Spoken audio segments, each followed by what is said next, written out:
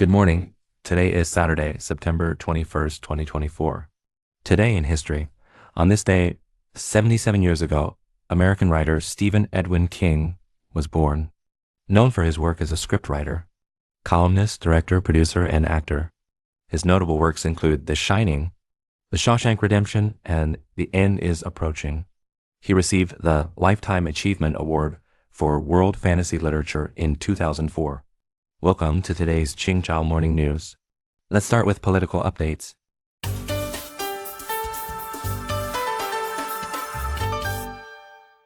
Japan's LDP issues notice for presidential election.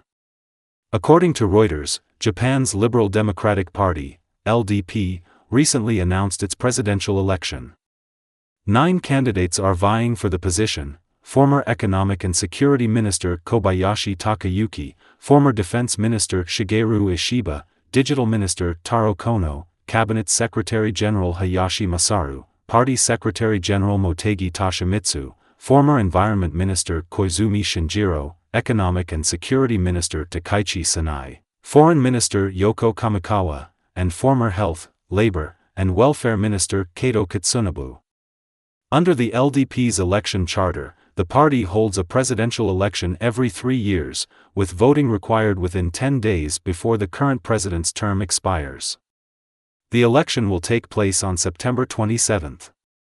Current Prime Minister and LDP President Fumio Kishida has announced he will not seek re-election, meaning the new LDP president will also become the new Prime Minister. Russia expels 6 British diplomats. According to the Russian news agency, on September 13, Russia announced it had suspended the work permits of 6 British embassy diplomats, accusing them of engaging in intelligence and subversive activities. The Russian Federal Security Service reported that the Eastern European and Central Asian Bureau of the British Foreign Office is primarily responsible for coordinating subversive actions against Russia and CIS countries. The agency, which became a key element in the British intelligence service following Russia's special military operation in Ukraine, was alleged to be aiming for Russia's strategic defeat. In response, the British Foreign Office labeled Russia's accusations as completely baseless.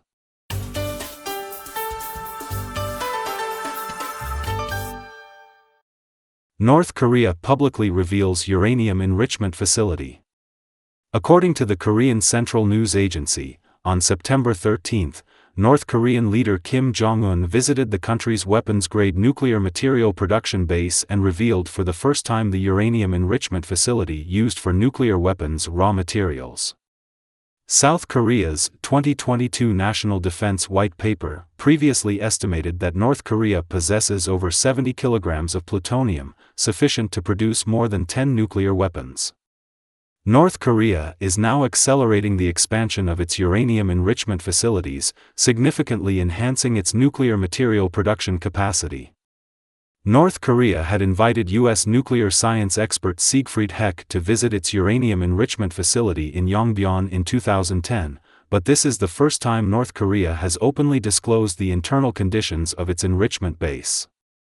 Analysts suggest that this move may signal to the incoming U.S. president that North Korea is unwilling to abandon its nuclear weapons, potentially strengthening its position in future negotiations with the United States.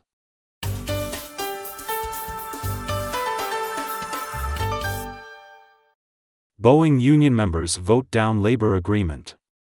According to Bloomberg, members of the largest union at Boeing recently voted to reject a preliminary agreement on a new labor contract and decided to go on strike, which will significantly impact production at Boeing's Commercial Aircraft Manufacturing Center in Seattle. Negotiations between Boeing's labor and management began in March.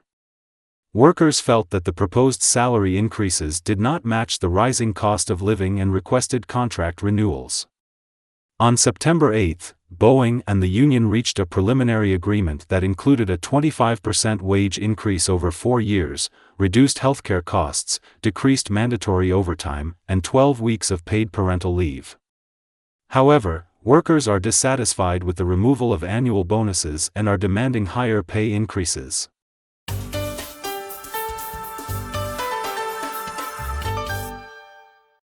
WHO evacuates 97 patients from Gaza.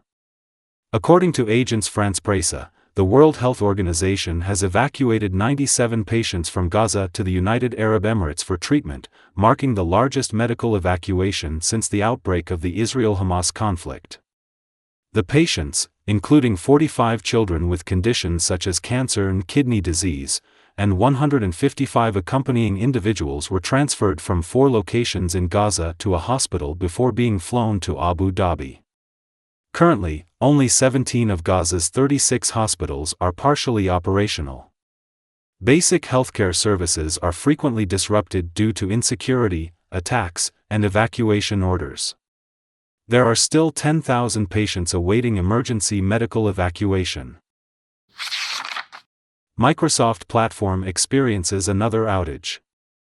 According to Reuters, over 20,000 users have reported issues with the Microsoft 365 platform, and nearly 4,000 users have encountered problems with Microsoft Teams.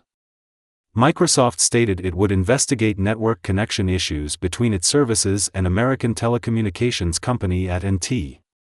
Earlier, on July 19, network security company CrowdStrike's untested software update caused many Microsoft Windows users to experience blue screens of death and led to crashes in Microsoft Cloud services. Microsoft estimates that this glitch affected 8.5 million Windows-based devices worldwide.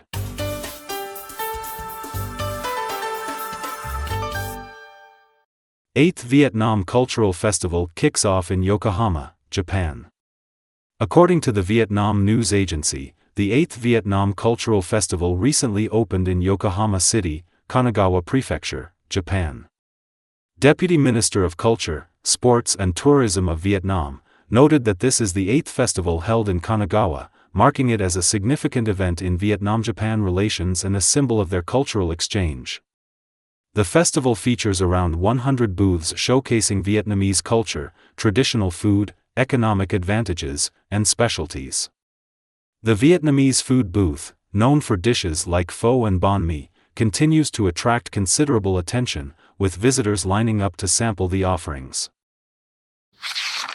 According to Saigon Press, COMEX gold futures for December closed up 1.2%, reaching a record high of $2,614.60 per ounce. That's all for today's Qingchao Morning News. Thanks for watching. Join us at the same time tomorrow.